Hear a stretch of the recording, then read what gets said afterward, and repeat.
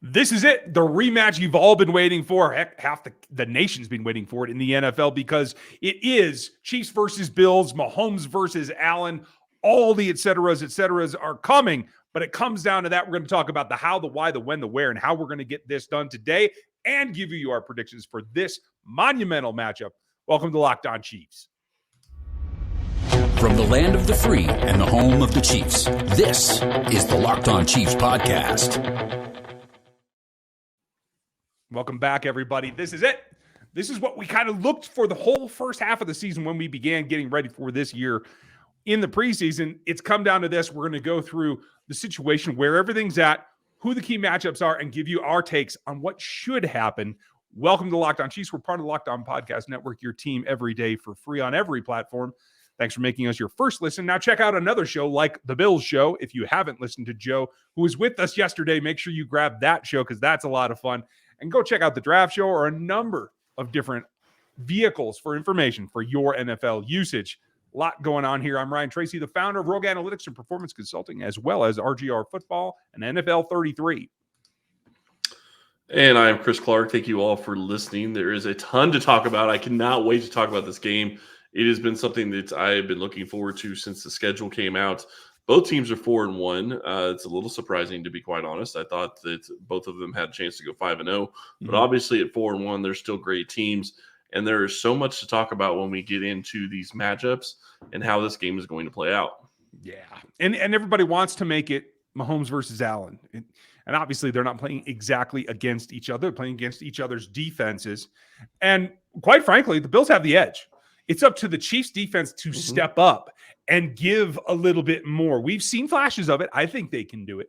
I think it's going to be a challenge. But if the defense can keep a little bit of control, win a couple of drives and get some stops, force a couple of field goals in addition, that leaves Patrick Mahomes and the offense that much more wiggle room. So it doesn't come down to 13 seconds. So it isn't, 6 scoring changes in the last, 65 seconds or whatever. I can't even keep track anymore.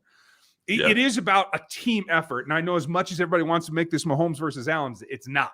It is a total team effort, and that includes the special teams. Yeah, and I want to say really quick, the one thing that Kansas City is going to have going for it in this game, more than I thought that they may, is it sounds like they're going to get Marcus McDuffie back. Marcus McDuffie? Not Marcus, I'm sorry, Trim McDuffie. I apologize. Marcus McDuffie played for the Wichita State Shockers. My bad. I apologize.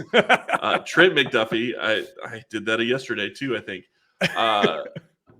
Trent McDuffie sounds like he will be back for this game. And I'm kind of surprised that, Dave Merritt talked on Thursday and he said that he expects McDuffie back. I'm kind of surprised that they went there just because that's not usually how the Chiefs do things. But obviously if he's ready to go, I'm excited to have him. They're going to be in a great position if they can get McDuffie back. You wish you had Willie Gay in this game, obviously, but McDuffie is going to be a lot of fun to have on that sideline and have in the games because this is a Bills team that is going to try to move the ball up and down the field by throwing it. McDuffie played very well week 1. And I also want to throw out this. The one thing that works into Kansas City's advantage in this game is they're not playing an offense that's going to run the ball a ton. They're going to run the ball a little bit. Josh Allen will probably run the ball a little bit, and that's going to be a problem. But they're not going to be playing against a team that could, milk 8-9 minute drives. They're going to be quick scoring, much like the Chiefs' offense is. So that means more chances. Yeah, it does mean more chances. I mean, when we take a look at just last week, and Pittsburgh's defense is not what it was, but Singletary got, 6 attempts, Cook with 4. Allen himself was tied for the lead in yardage at 42 and 8.4 per carry. And so it really does come down to a very similar thing as what we see in Kansas City. These teams are more mirrors of each other than we like to admit. And I think that bodes well in generally being able to solidify your game plan and be able to try to take away something. Now, McDuffie's a great addition. Don't get me wrong. But he's been out a bit. He's played a total of 21 snaps in this league so far, and now he gets Stephon Diggs, who's going to see a lot of it. Because if I'm the Bills, I'm taking Diggs and I'm putting him on the rookie no matter what. Whether it's Jalen Watson or whether it's McDuffie, I'm putting him on him. And I did make an assumption there, folks. I do think that it is going to be Jalen Watson rather than Rashad Fenton because not only Rashad had a couple of rough outings so far this season, also not practicing in full. So that's a big deal. So McDuffie comes back, Fenton's down. The other guy they got back is the guy that's kind of the safety net for this team. Harrison Butker should be available. He practiced limited the day before, full practice today. That is a road to playing against the Bills. Am I wrong? No, I think you're absolutely right. And I think the thing that's extremely encouraging in that regard is that this is going to be a game that could come down to just a matter of a couple of points. Mm-hmm. And you look at what Butker could mean to this team, and if he's able to come in and just kick like he normally does and make 90% of his kicks, 95% of his kicks, that could make a huge difference in the way this game plays out. It definitely can. I mean, especially like the 1 foot plant thing. Even if he's not 100%, if he's able to practice, he's able to kick. I'm sorry, in reference to all the other kickers that have been kicking, and this is not about Justin Reed, folks. I have more confidence in Harrison Butker with 1 foot plant and kick than I do of anybody else that's been around in this building. Yeah, well, and thank you, Matt Wright, still for your 59-yard field goal, because it made a huge difference in that game. Absolutely. And if I flipped a coin 17 more times, I might get 50-50, and that's about how I feel about it. So with Butker back, I think that's a plus. Other updates from Thursday's practice on the positive side, it is that McCole Hardman was a full go. Sky Moore was a full go. Juju Smith-Schuster was a full go. So you have your wide receiver crew. You have your weapons available. Travis obviously is not hurting in any way, at least not on the injury report, but they got to give him a little bit of he did report with a hip back thing, but he was a full participant both days. So let's take it easy on the dude. You know what I mean? On the downside, Turk Warden, we know that he's torn the ACL. They have not gone to IR yet, but that's coming. Brian Cook's still out on the concussion protocol, and Frank Clark missed on Thursday as well. So a little bit of question there. We're going to get into who's going to be available and how that changes the matchups on the backside of this. But we got to tell you first about our friends that are helping us out from LinkedIn. And you always want to have the best possible candidates, right? You want to have the potential that it feels to put high stake wagers on a small business. You want to be 100% certain that you have the people that you need. That's where LinkedIn Jobs comes in. They help you find the right people for your team faster and for free. All you got to do is jump in there, grab your listing, get it on, and the purple hiring frame will come around your LinkedIn profile and spread the word that you're hiring on your profile as well. They have simple tools, very easy screening questions. They make it easy to focus on candidates that have the right skills that you're looking for, make your decision process that much easier. That's why small businesses rated LinkedIn #1 in delivering quality hires. So all you got to do for LinkedIn Jobs helps you find the qualified candidates that you want to talk to faster and more readily. Post your job for free on linkedin.com/LockedOnNFL. That's linkedin.com/LockedOnNFL. Post your job for free. Terms and conditions do apply. Terms and conditions are always what apply to these matchups. And number one, we talked a little bit with Joe yesterday. There is no bigger matchup than what the plan is, and it's a 3-1 matchup, in my opinion, to slow down Von Miller. The reports of Von Miller's decrepitness have been greatly exaggerated because he's still getting it done. And so it's not just Andrew Wiley. It's not just Orlando Brown.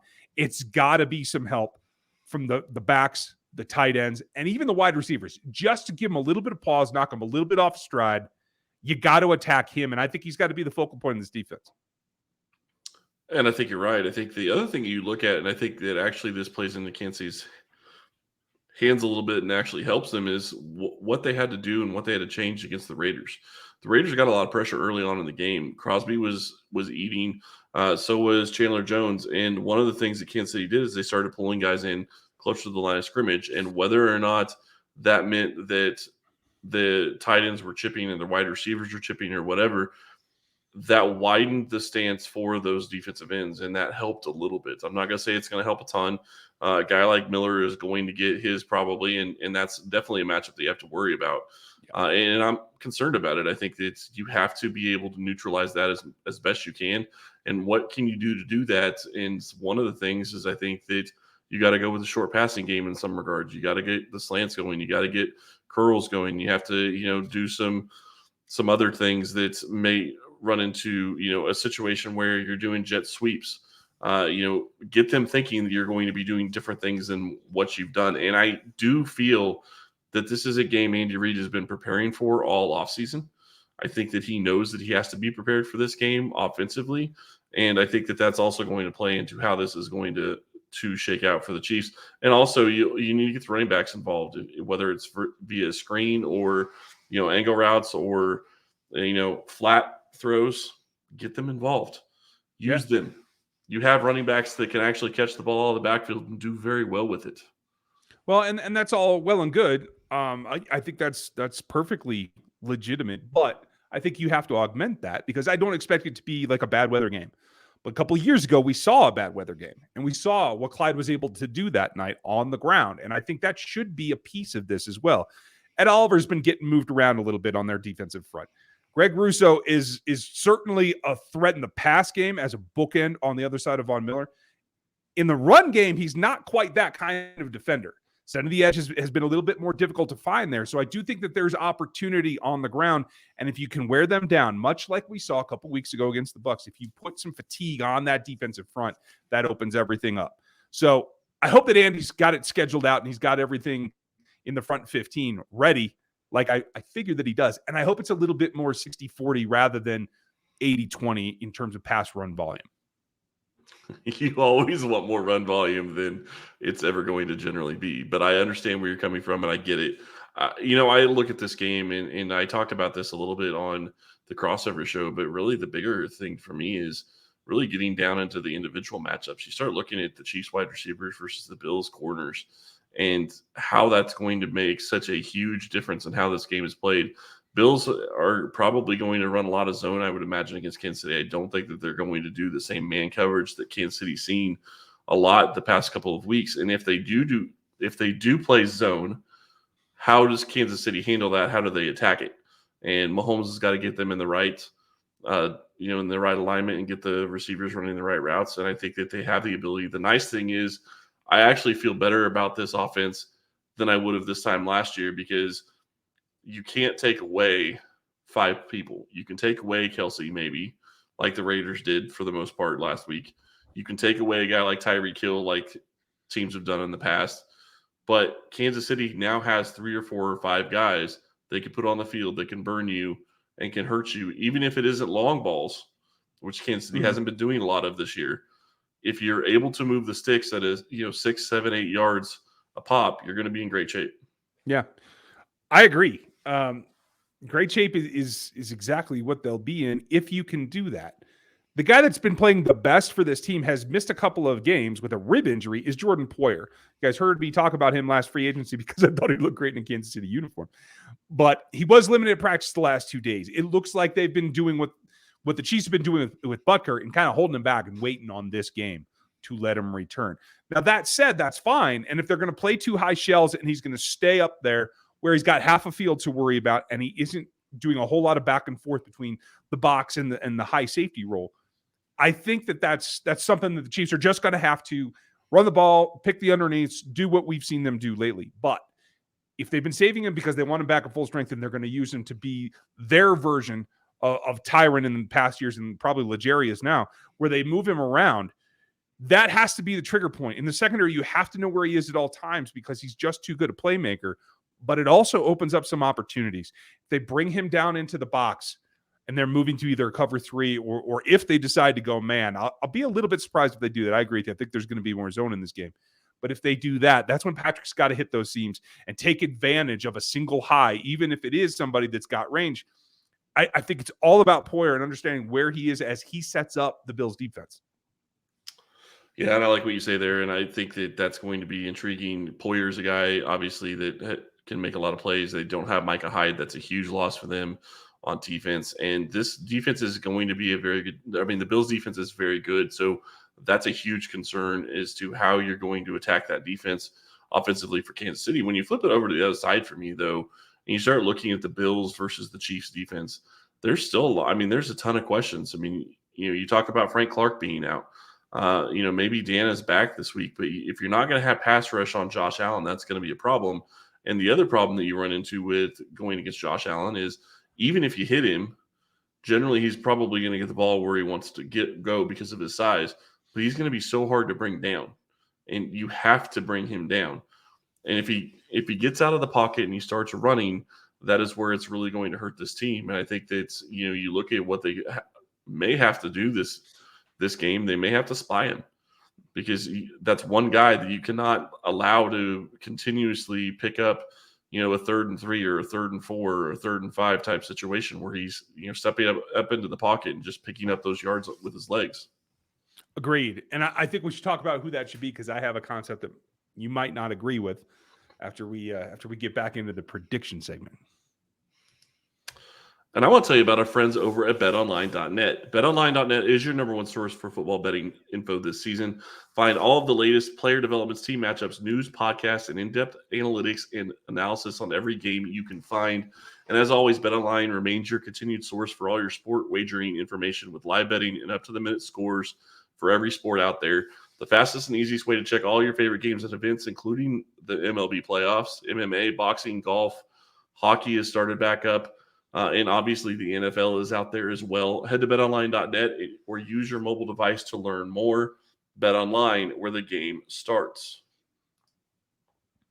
It starts right here, and I'm looking forward to it. I'll tell you that right now. At the end of the day, it comes down to who can execute the best. And I really like what you were talking about with Josh Allen and having to possibly spy him. For me, that comes down to who's got the athletic ability to even make him have to change what he's doing. I don't know that you're going to chase him down with anybody on this roster that isn't Willie Gay at the linebacker level. But I actually think I would deploy the rookie, Leo Chenal, because his ability to start at his lined up alignment and get to the sidelines is better, I feel, than Darius Harris, certainly, and maybe even Nick Bolton. And let him be the wild, aggressive monster that we know that he can be in hunting down the quarterback that gets away from everyone. Is that crazy or too risky?